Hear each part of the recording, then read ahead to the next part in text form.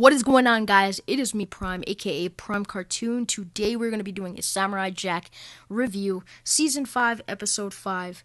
Let's get straight into this. This episode starts off with the army of the Scotsman and his daughters trying to attack Aku's home. That goes in a horrible outcome because basically Aku shapeshifts into a huge giant ball and rolls over the entire army and just destroys them. Afterwards, Scotsman has a little bit of a talk with Aku, which Aku's not even responding really. And Aku just destroys him, just shoots a beam at him, and that's it for the Scotsman. So he thought. Then the Scotsman explains in his spirit form, which he ended up actually being alive in spirit form, that he's still alive since being questioned by his daughters because of a Selkic rune on his sword, keeping him a tiny bit alive. We go back into the island where Jack and Ashi are stranded on from the last episode. Ashi starts to question whether she's in the right and whether Aku is actually the good guy or the bad guy, and whether she's been following the right person this entire time. Jack was able to make her think that hard, especially coming from the last episode from someone who was trained to never listen to the enemy. She ends up having a bit of hallucination in the sky on a moon, which ends up being the High Priestess talking to her, telling her how she needs to kill Jack and follow the orders that Aku has set upon her. Being one of the daughters of Aku, it's a pretty high burden having to kill Jack for him. She just doesn't want to do it because she realizes that she needs questions first, and she needs her answers, and she asks these questions and she's still not getting answers, and until she gets the right answer, she's not going to be doing anything for anyone, pretty much. That's basically what she explains to the High Priestess, and then being called weak out of all the other daughters.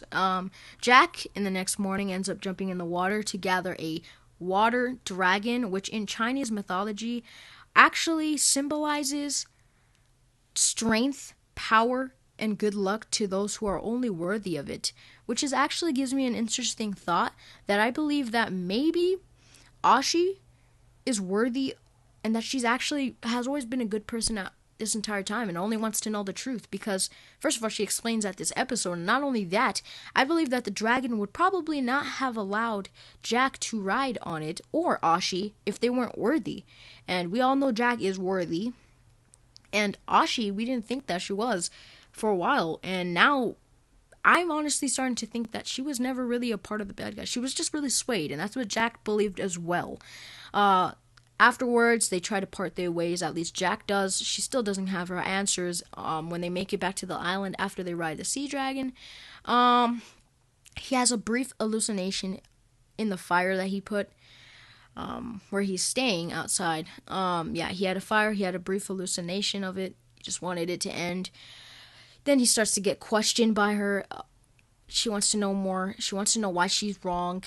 And he gives her a story, a bedtime story that he was told when he was younger by his mom, about how there were two children.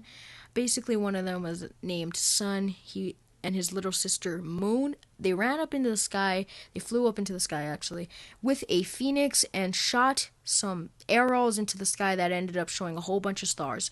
And then the only reason he told that story was to show that, Aku, he didn't create stars, because that's what she thought. She thought that Aku was the one who created all this beauty that he see, which is not so beautiful anymore, since he ends up taking her to an old spot he used to remember where there was some beautiful trees, which has a lot of amazing looking leaves, I'm not gonna lie, and how they're all destroyed, and he leaves only one to show that his power and what he can do and his oppression towards everyone.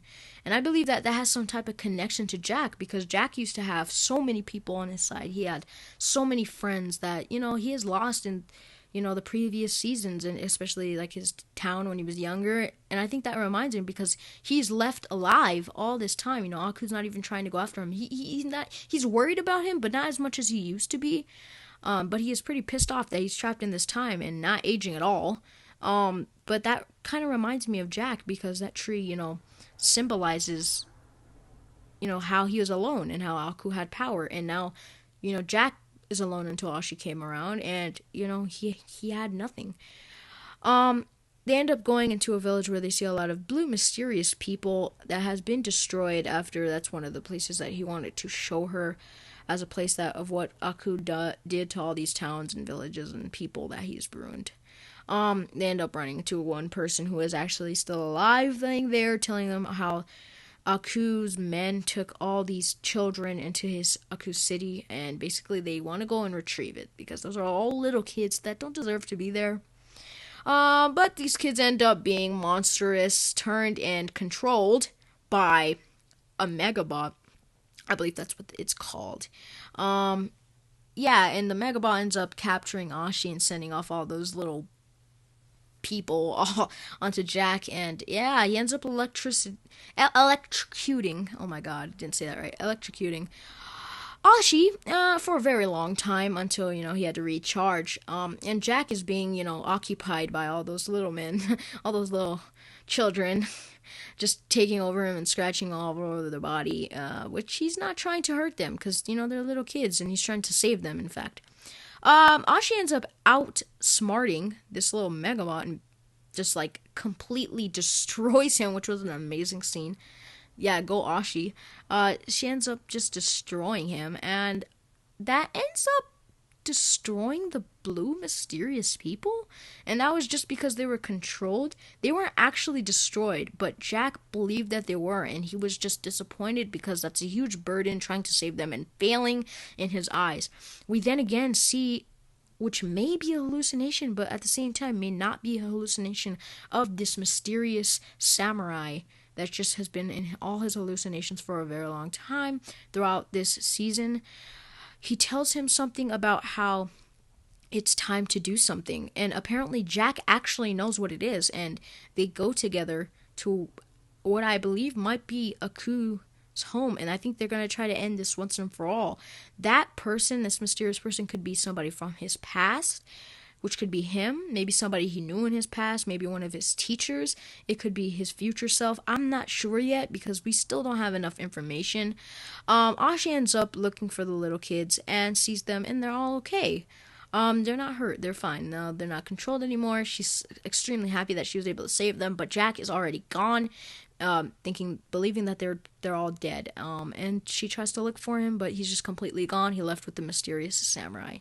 Overall, this episode was a really good episode. We saw more of Ashi's character and how she's starting to see more of the light instead of the darkness, and how Jack may actually be the person that she will team up with to take down Aku once and for all.